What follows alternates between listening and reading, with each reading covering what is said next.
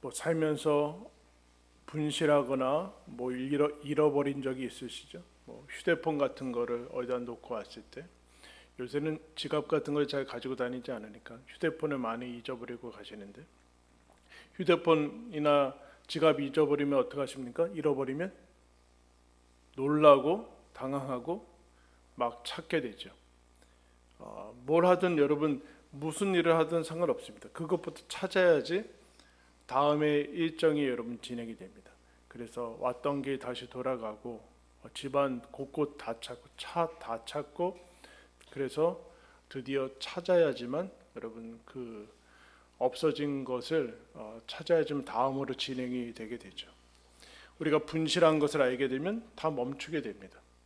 분실도 그렇고 상실할 때도 그렇죠. 건강을 상실했을 때 우리는 여러분 멈추게 됩니다. 집에서 알아놓던가 아니면 입원해서 일상의 모든 그런 진척되는 것들을 멈추고 이제 그 상실 앞에 이제 그것을 치료해야 되는 것들이 있죠. 더 나아가서 여러분 커다란 상실 중에 그 사랑하는 사람들을, 지인들을 보내야 되는 장례라는 것이 있죠. 사랑하는 사람을 잃고 그 앞에서 우리는 모든 일정을 멈춥니다.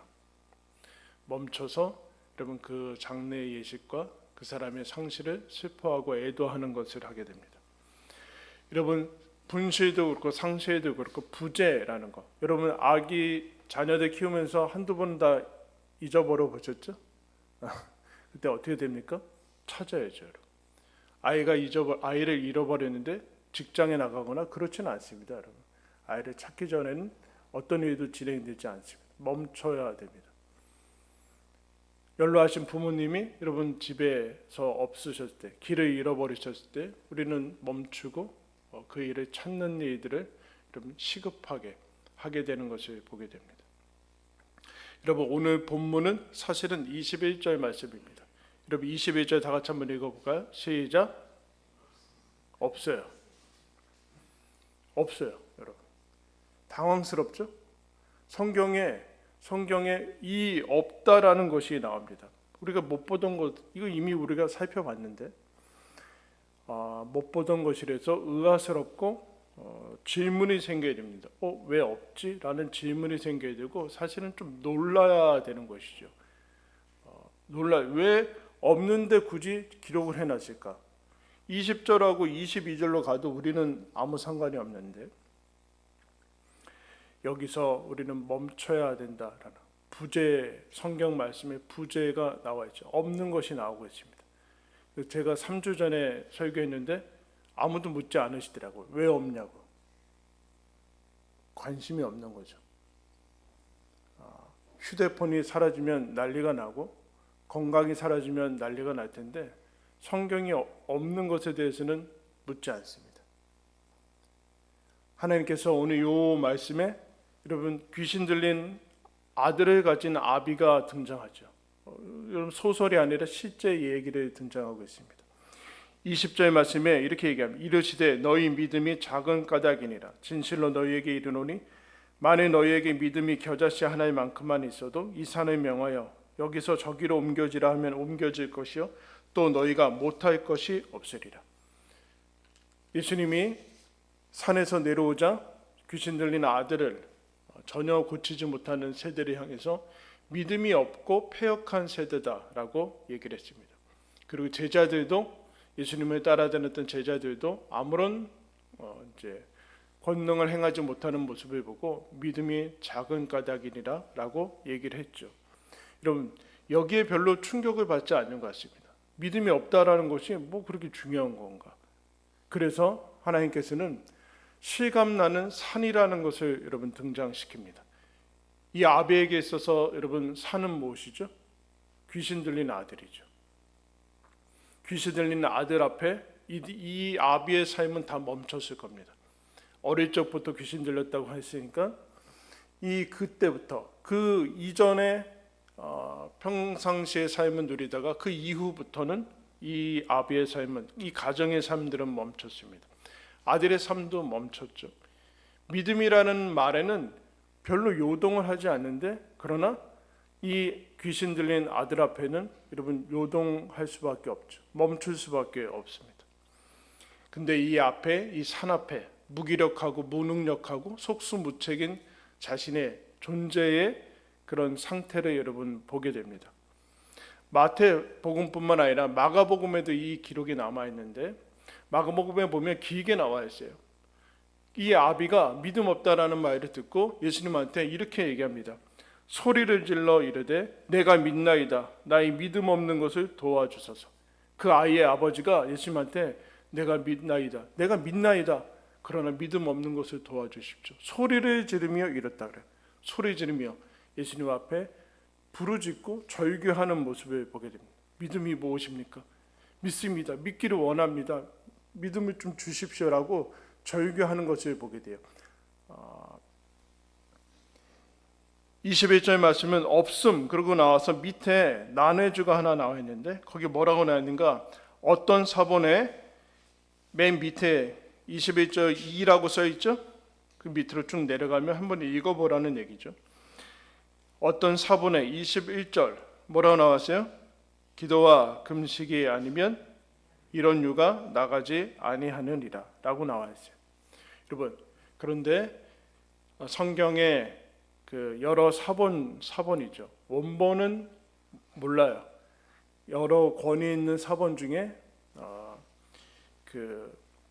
봤는데 어느 사본에는 기도와 금식이 아니면 이런 유가 나가지 않는다라는 것이 있어요. 근데 종합해 본 결과 마태복음의 이 원본에는 그것이 아닐 가능성이 더 높다. 그리고 비워뒀어요. 굳이 비워둘 필요가 있었을까?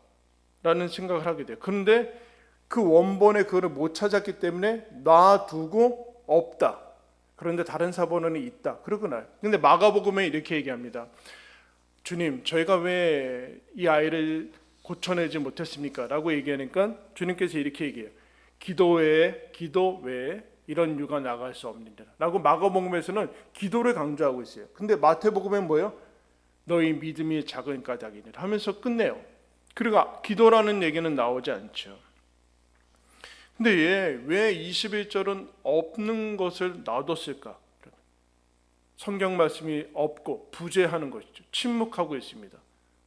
뭐라고 써있는지 하나님 나라 가야지 알 수 있겠죠.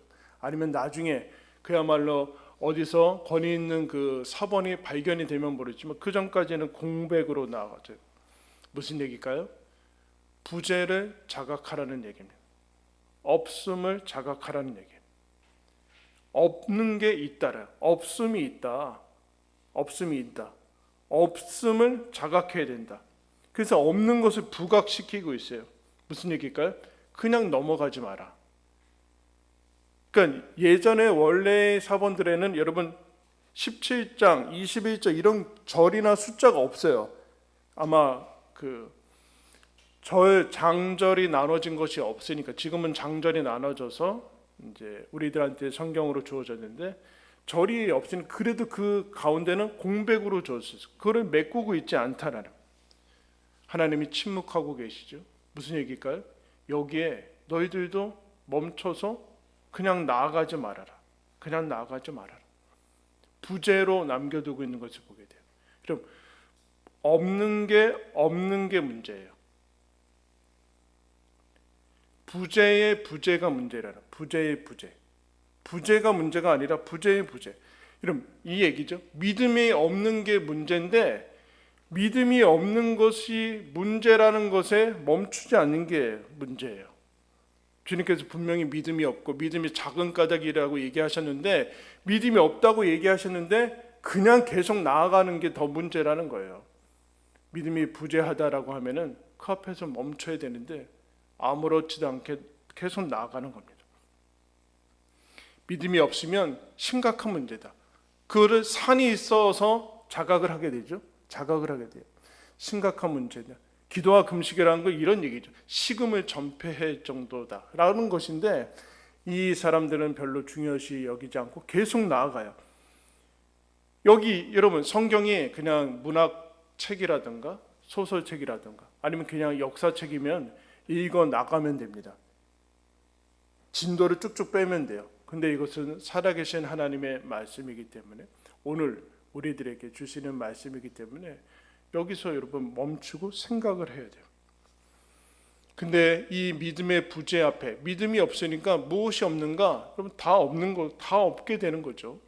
믿음이 없다면 하나님이 그 마음에 하나님이 안 계신 게 아니라 그 사람에게는 하나님이 계시지 않는 거죠. 그러니까 뭐가 없는가? 사랑도 없고 능력도 없고 산을 옮길 수 있는 권능도 없고 간절함도 없고 하나님 아는 지식도 없고 말씀도 없고 기도도 없고 금식도 없고 그런 상태가 지금 되어 있는 것을 봅니다. 하나님은 계시는데 하나님 앞에 부재한 자신을 발견하는 것을 보게 됩니다. 그럼 그것 때문에 오늘 말씀이 있습니다. 하나님 앞에 부재한, 믿음이 부재한 것이니까 모든 것이 산으로 다가올 수밖에 없죠. 산 속에 갇혀 있어요.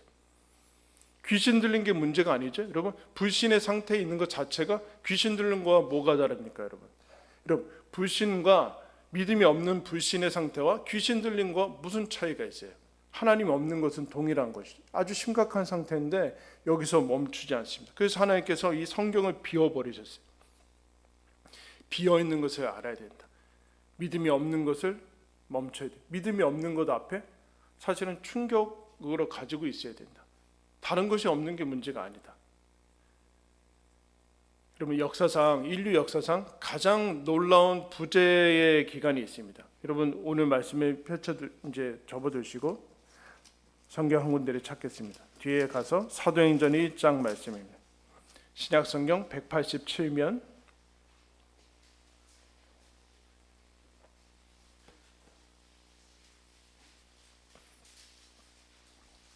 사도행전 1장 3절부터 5절까지 보겠습니다.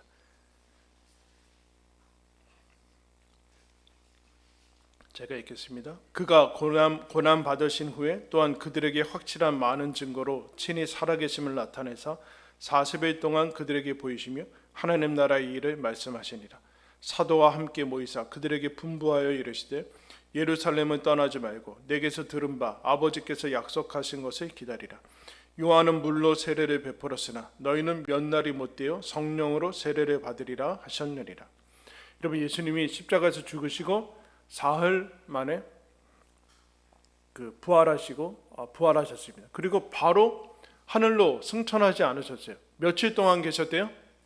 40일 동안 계셨대요. 부활하신 다음에 40일 동안 땅에 계시면서 하나님 나라의 일을 제자들한테 나타내고 그 일을 하셨는데, 그리고 이제 승천하십니다. 하늘로 올라가세요.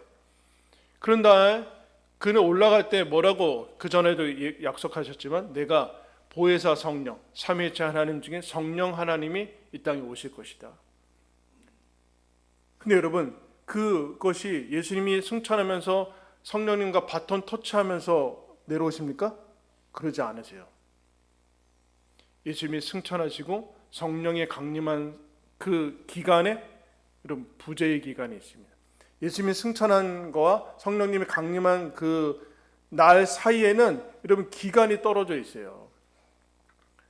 여러분, 하나님께서 하나님의 통치에 공백이 있는 것은 없죠. 역사상 예수님이 오시기 전에도 성부 하나님이, 삼위일체 하나님이 다스리고 계시죠. 그런데 가시적으로는 예수님이 40일 동안 계시고 승천하신 다음에 여러분 약 10일 정도 있다가 오순절 날에 성령님을 오십니다.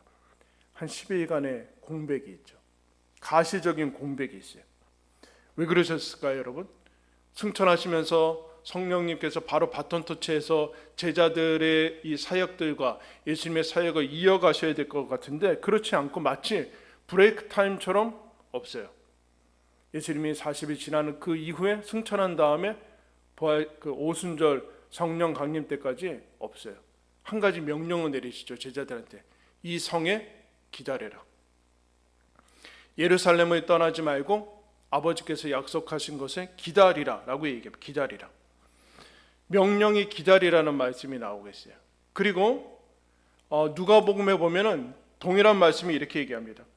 볼지어다 내가 내 아버지께서 약속하신 것을 너희에게 보내리니 너희는 위로부터 능력으로 입혀질 때까지 이 성에 머물러라. 무슨 얘기예요? 나가서 일상생활 하지 말라는 얘기죠. 이 성에 머물러서 이 성에 함께 모여 있어서 멈추고 머물러 있어라. 스탑하고 스테이, 계속 머무르고 있어라. 그리고 기다려라. 그런 얘기를 하고 있습니다. 무슨 얘기일까요? 예수님의 부재 앞에 기다리고 머물러라 라는 명령을 내리십니다. 그런데 여러분, 이 명령, 기다리라는 명령을 하나님 예수 그리스도를 따랐던 제자들과 예수님을 따른 사람들이 어떻게 받아들이는가? 여러분, 사도행전 14절 말씀 한번 읽겠습니다. 시작. 여자들과 예수의 어머니 마리아와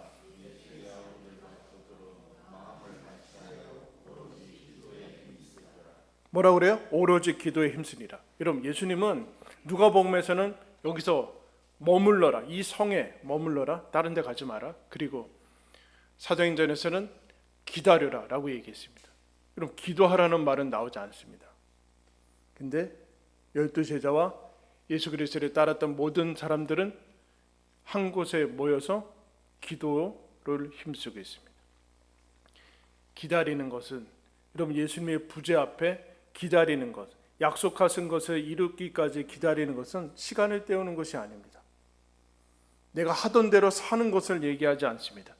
시간을 때우고 버티는 것을 얘기하지 않습니다. 이들은 기도로 여러분 이 부재를 채워나가고 있는 것을 보세요. 이 부재를 채워나가고 있는 것을, 기다림을 여러분 채워나가고 있는 것을 보세요. 산 앞에, 예수님이 없는 초유의 부재 앞에 성령님께서 오신다는 것이 언제 오는지 모르는 그 상태 앞에서 이들은 그냥 넋놓고 있지 않고, 두려우니까 나가서 뭔가 일을 해야 되고 활동해야 되지 않은가, 그래도 시원찮은데 그러지 않고 모여서 여러분 이 세상 속에서 마치 자신들이 없는 것처럼 자기 자신들을 부재시킵니다. 자기 자신들을 부재시켜요. 그리고 한 곳에 모여서 머물러 있습니다. 밖에서 보면은 아무것도 안 하는 거예요. 근데 이들은 기도하고 있다. 여러분, 기도는 뭘까요? 내 일, 내 활동, 내 능력, 내 노력을 멈추는 것을 얘기합니다. 왜요? 내 노력으로 안 됐으니까. 내 노력으로 산이 그대로 있지 않습니까? 내가 사랑하지 않아서 아들이 여러분 귀신 들린 건, 사랑하지 않아서 귀신 들린 겁니까? 그렇지 않지 않습니까? 내 노력과 일과 활동을 멈추는 것을 기도라고 얘기합니다. 부재시킵니다. 일상의 모든 삶의 활동을 스톱시키고 멈춥니다. 일을 부재시키고 내가 일하는 것을 부재시킵니다. 그게 여러분 지금 이 기도예요. 진도가 나아가지 않습니다. 다음에 오늘 살았던 것처럼 내일을 살지 않습니다.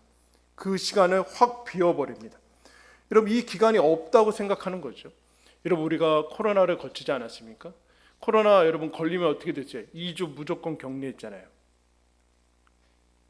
직장에 나갈 수 없고 학교에 갈 수 없었어요, 여러분. 아프면, 입원하면 여러분 다 멈춰야 돼요. 상실과 이 어려워짐, 잃어버리는 것을 앞에 멈춰야 돼요. 무슨 얘기일까요? 너희들 부재를 잊게 해야 된다. 부재를 너희들 삶에 집어넣어야 된다. 항상 뭔가로 채워넣으면 안 된다. 그 얘기를 하는 거예요. 부재 속에는 무엇이 있어야 되는가? 멈춰야 되고, 기다려야 되고, 머물러야 되고, 살야 되는 대로 살지 않고 이 시간을 확 빼서 하나님 앞에 부재했던 나의 모습을 하나님 앞에 임재로 채워야 된다. 비움으로 채워야 된다. 비움으로 채워야 되고, 너희들 기대함으로 성취를 앞당겨야 된다. 기다리는 것으로, 이렇게 기다리는 게 얼마나 무의미한 것처럼 느껴요. 기다리는 것으로 성취를 앞당겨야 된다. 기도함으로 일해야 된다. 기도함으로 일해야 된다. 그래서 여러분, 이 놀라운 성령이 임재하는 이 인류 최고의 부재의 기간에 하나님께서 뭐로 채우십니까? 크리스찬들이 뭐로 채워요? 멈추고 기도로 채워요. 나가서 일상생활을 하지 않습니다. 마치 죽은 거나 마찬가지예요. 여러분, 우리의 산이 있지 않습니까? 여러분에게도 산이 있지 않습니까? 이거 그대로 가지고 가서 내 인생의 마지막에 가던가, 아니면 그 사람의 그 대상의 마지막으로 가는 것까지 생각을 해보면 여러분 그냥 계속 이렇게 살아도 되겠습니까?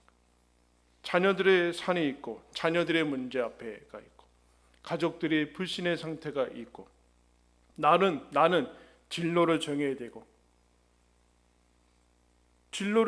여러분 진로를 하나님 앞에서 계획하고 그러지 않으면 되는 대로 선택한다니까요. 되는 대로 선택하는데 그거 멈추지를 못해요. 이 짧은 기간에 멈추지를 못하고 계속 그냥 하는 거예요.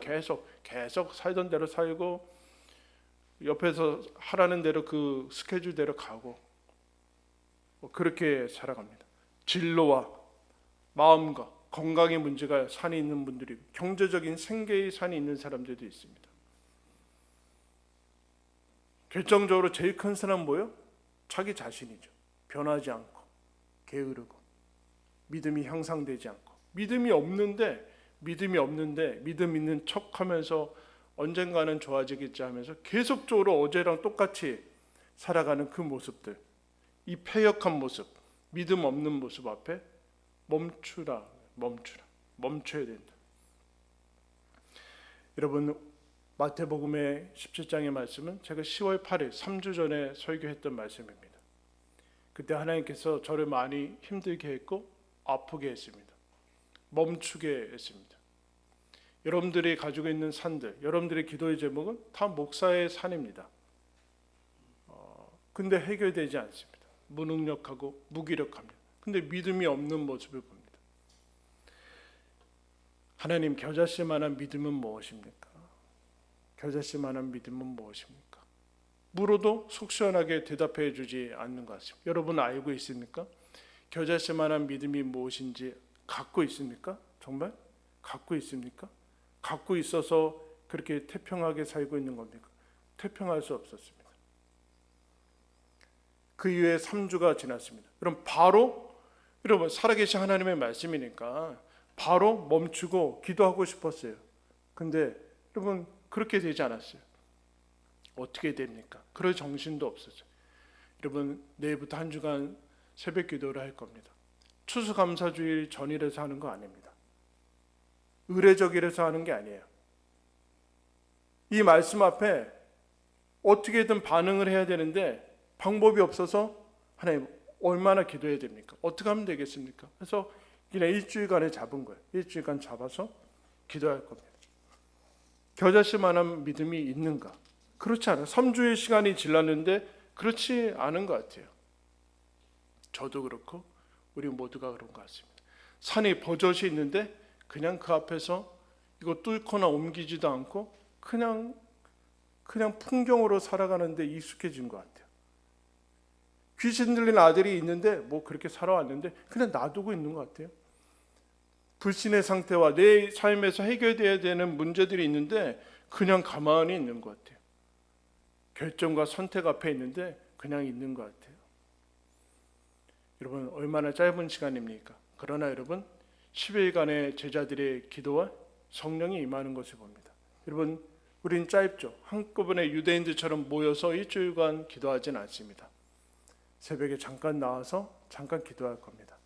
그러나 한 주간의 삶을 하나님 앞에 마음을 드리면서 기도한다면 우리 인생이 바뀌기에는 여러분 충분한 시간입니다. 여러분 21절의 빈 성경 말씀은 우리들한테 말씀합니다. 너희의 믿음으로 채워라. 너희의 기도로 채워라. 너희들의 순종으로 채워라. 산을 옮기는 믿음을 가지고 살아가라. 그래서 여러분들한테 말씀드립니다. 생명이 끝났다라고 생각하시고 일주일간의 삶을 없애십시오. 내 삶이 일주일간의 삶은 없다라고 하시고 호흡이 끝난 것처럼 여기 와서 믿음이 무엇인지 묻고 그 믿음 하나님께 달라고 해서 그 믿음 가지고 내일과 앞으로의 삶을 살아가야지 지금처럼 계속 똑같이 살아간다. 그럴 수는 없습니다.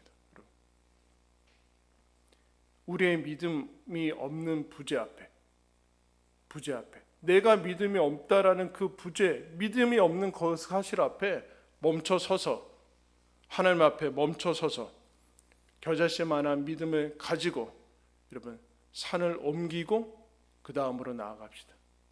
산을 옮기고 나아갑시다. 이번에 기도하면서 산 하나라도 옮깁시다. 그래야지 나아갈 수 있는 거예요. 여러분 저와 여러분에게 우리 메시지 교회와 메시지 교회 모든 성도들에게 주께서 우리들에게 하시는 말씀입니다.